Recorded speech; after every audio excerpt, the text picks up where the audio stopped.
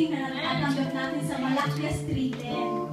Ang sabi doon, kapag tayo po ay nagbigay ng ating tithes, ang sabi po, ang mga blessing na una-una natin matatanggap is, sabi ng Panginoon, He will open for you the windows of heaven.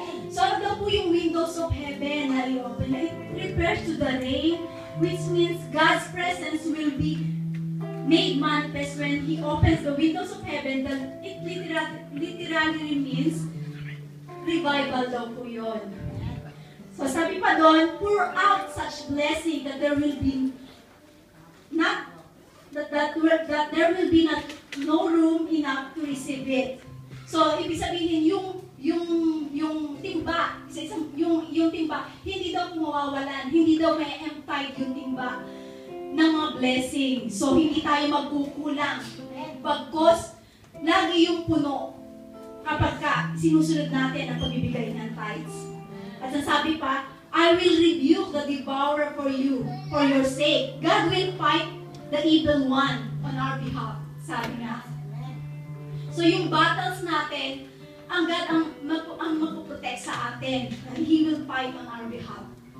At sabi pa doon, He will not destroy the fruit of your ground. So it refers to our income, the fruit of your labor. He will bless the work of your hands that spreads of prosperity daw po.